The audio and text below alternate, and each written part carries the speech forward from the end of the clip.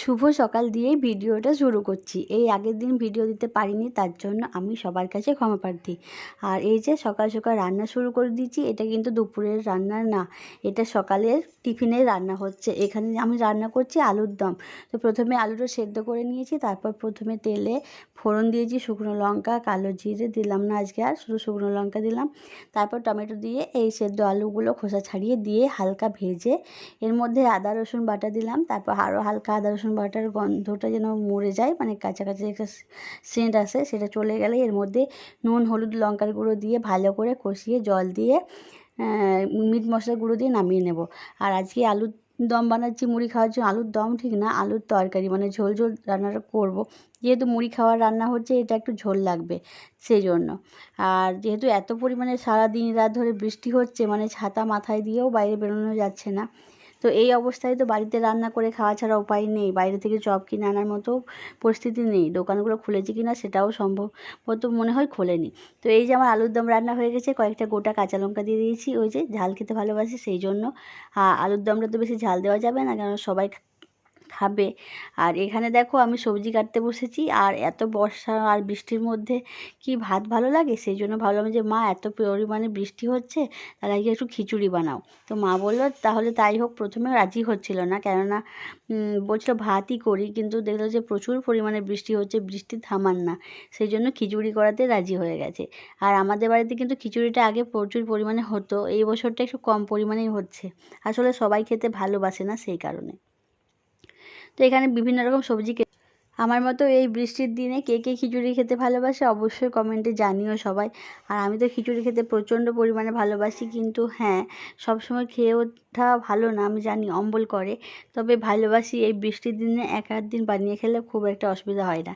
তবে এই খিচুড়ির সাথে কিন্তু কষা মাংস বা ডিম কষা বা ডিম ভাজা দিয়েও অনেকে খায়, কিন্তু আমার ডিম ভাজা ভালো লাগে না। একটু কষা মাংস বা একটু কষা ডিমের কারি এরকম হলেও চলে। তো যাই হোক, আজকে তো আর কষা মাংস এখন হবে না, হবে পরে অন্য সময়, দেখা যাক। আর এদিকে দেখো চিংড়ি, মানে চিংড়ি না, কুচো মাছগুলো আর কি, ওই বিভিন্ন রকমের কই, তারপর পুঁটি, সব বিভিন্ন রকমের মাছ একসাথে মিক্সড আছে। এইগুলো এখন নদীর জলে এই বন্যার মধ্যে প্রচুর পরিমাণে উঠছে, তো খুবই কম দামে বিক্রি হচ্ছে, মানে রাস্তার মধ্যে দুয়ারে দুয়ারে মাছগুলো নিয়ে এসে বিক্রি করে যাচ্ছে সবাই। আর 40 টাকা কিলো মাত্র, মানে 4 টাকা শ। এটাতে আছে 200 গ্রাম মাছ, মানে এর দাম 8 টাকা, ভাবা যায়? তো 8 টাকায় মাছ, মানে সেই মনে হচ্ছে 20 বছর আগের কথা। যাই হোক, প্রচুর পরিমাণে মাছ এখন উঠছে নদীর জলে, সেই ঘুনি দিয়ে, তো সেই জন্য মাছগুলো কম দামেই পাওয়া যাচ্ছে। তো মাছটা আমি হালকা করে ভেজে নিয়েছি, এর মধ্যে সর্ষে কাঁচা লঙ্কা বাটা দিলাম। তো এটাকে আমি আজকে কোনো ঝাল দিয়া বানাবো না, এটাকে ভাজা ভাজা সর্ষে, মানে সর্ষে দিয়ে ভাজা ভাজা বানাবো। এর মধ্যে সামান্য হলুদ গুঁড়ো দিয়েছি, লঙ্কার গুঁড়ো, আর অল্প পরিমাণে জিরের গুঁড়ো, ব্যাস নুন দিয়ে এটাকে ভালো করে ভাজা ভাজা করে নামিয়ে নেব। এরকম মাছ ভাজা কিন্তু আমার মা, মানে আমার বিয়ের আগে আমার মা ওখানে খুব বানাতো। আর এরকম মাছ, মানে এর থেকে একটু বড়ো সাইজের কই মাছ, পুঁটি মাছ, এগুলো হলেও আরও ভালো লাগে খেতে। আর এরকম মা মাছ যখন মাছের সর্ষে ভাজা করতো না, আমি অতটা খেতে ভালোবাসতাম না, আমি খুব রেগে যেতাম যে এরকম কেন করছো, শুকনো শুকনো ভালো লাগে না। কিন্তু সেই রান্নাটাই না এখন খুব মিস করি, খুব ভালো লাগে খেতে আর কি। তো আমি এরকমভাবে বানানোর চেষ্টা করলাম, কিন্তু ওই যে বলে না মায়ের হাতে সেই, মানে হাতের ছোঁয়ার যে টেস্ট, সেটা তো আর আমার হাতে হবে না। তো যাই হোক, দুধের স্বাদ ঘোলেই মেটালাম। আর ওই রকম মাছ ভাজা কিন্তু আমার দাদু খুব ভালোবাসতেন খেতে। তো দাদু তো আর এখন পৃথিবীতে নেই, তাই দাদুকে আমি বানিয়েও খাওয়াতে পারবো না। তো যাই হোক, সেই মানে ক্ষমতা আমার এখন আর নেই। দাদু আমাদের ছেড়ে চলে গেছেন আজ থেকে 4-5 বছর আগে। তো কি করব, কিছু করার নেই, পৃথিবীতে এরকম ঘটনা ঘটেই থাকে, আসতে হলে যেতেও হবে। তবে আরও কিছুদিন যদি থাকতেন উনি, আমার খুব ভালো লাগতো। আসলে দাদুকে যে খুব ভালোবাসতাম আমি। আর পৃথিবীতে না ভালোবাসার মানুষগুলোই ছেড়ে চলে। আজকে নতুন একটা ভিডিও আবার আমি এই ভিডিওর সাথে অ্যাড করে দিচ্ছি, কেননা ছোটো ছোটো অনেক ভিডিও আছে এই বর্ষার জলের মধ্যে, আমি পুরো ভিডিও করে উঠতে পারিনি, সেই জন্য 2 দিনের ভিডিও আমি আজকে একসাথে দিচ্ছি। তো এটা পরের দিনের দুপুরের ভিডিও। তো যাই হোক, আজকে কিন্তু ওই চিকেন নিয়ে এসেছেন কাকু। আর আগের দিন তো মাছের ঝাল দিয়ে দিয়ে খিচুড়ি হয়েছিল, ডিম ভাজা ছিল সাথে। আর আজকে বানাবো চিকেন, আলু দিয়ে চিকেনের পাতলা ঝোল। আর ওখানে দেখো ভাত রান্না হয়ে গেছে, মা ভাতের মাড় ঝরিয়ে নিচ্ছে।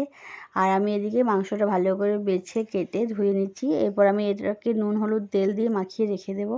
তারপর চিকেনটা আজকে আলুটা ভেজে ভালো করে কষিয়ে ঝোল বানাবো। আর অনেক দিন না আলু দিয়ে মাংসের ঝোল খাওয়া হয় না এখন, আর শুধু প্লেনই মাংসটা রান্না করে দিই, কেননা আর ভালো লাগে না ওই বিভিন্ন রকমের মনের মতো করে খেতে। তো ওই যে মিনা এসেছে বাড়িতে, সেই জন্য বললো বৌদি আজকে আলু দিয়ে ঝোল করবে, অনেকদিন আলু দিয়ে ঝোল খাওয়া হয় না, আর সেই জন্যই বানানো আর কি। তো এই যে যেই বলা অমনি কাজ শুরু করে দিয়েছি। এখানে কিন্তু আমি একটা গোটা কোয়া রসুনও দিয়ে দিয়েছি। তো প্রথমেই আমি না পেঁয়াজটাকে রসুনটাকে ভেজে নিয়েছি, তারপর আমি চিকেনটা দিয়ে অল্প পরিমাণে ভেজে নিয়েছি। যতক্ষণ না চিকেনের গা থেকে যে তেলটা বেরোচ্ছে ততক্ষণ আমি ভেজেছি। তারপর এক এক করে নুন হলুদ লঙ্কার গুঁড়ো জিরে ধনে গুঁড়ো এইসব দিয়ে ভালো করে মাংসটা কষিয়ে নেব। যেহেতু অর্ধেকটা ভাজা হয়ে গেছে, রান্না করতে খুব একটা সময় লাগবে না। আর এই যখন চিকেনটা কষানো হয়ে গেছে, সব মাংস থেকে তেল ছেড়ে দেবে, তখন আমি আলুগুলো আগে থেকে ভেজে রেখেছি নুন হলুদ দিয়ে, সেই আলু ভাজাগুলো দিয়ে আর একটু ভালো করে কষিয়ে নেব। এর মধ্যে কিন্তু একটা গোটা টমেটো দেওয়া আছে, টমেটোটা কিন্তু পরে দিয়েছি, মানে চিকেনটা ভাজা হয়ে যাওয়ার পর। এরপর আমি এর মধ্যে দিয়ে দিচ্ছি গরম জল। গরম জল দিলে কি হয়, রান্নাটা তাড়াতাড়ি হয়েও যায় আর মাংসটা নরমও হয়ে যায়। আর অনেক সময় কী হয়, মাংসটা সেদ্ধ করার পর যেন মানে একটু ছিবড়াগুলো শক্ত লাগে না, অনেক সময় বাচ্চারা খেতে পারে না। তো এরকম গরম জল দিয়ে রান্না করলে না নরম হয়ে যায়। এই যে মাংস রান্না আমার প্রায় হয়ে গেছে, ঝোলটা ফুটে এসছে, মানে ঝোলটা অনেকটাই কমে গেছে। এরপর আমি গরম মশলার গুঁড়ো দিয়ে বা চিকেন মশলা দিয়ে নামিয়ে নেব। এই যে আমাদের বিকেলের অবস্থা, এখন বাজে বিকেল 4:30। এই যে ছাদের আমি সিঁড়ির এখানটায় এলাম, আর এখানটা যেহেতু ফাঁকা সেই জন্য বৃষ্টির জল এখানে ঢুকে পুরো ছাদটা ভিজে সিঁড়ি দিয়ে জল পড়ছে। আর এই যে এত বৃষ্টি হচ্ছে, এত বৃষ্টি কি ভালো, দেখতে সুন্দর লাগলে কী হবে, এত বৃষ্টির মধ্যে না মানুষ বাইরে বেরোতে পারছে না। তো এই যে অঝোরে বৃষ্টি হচ্ছে।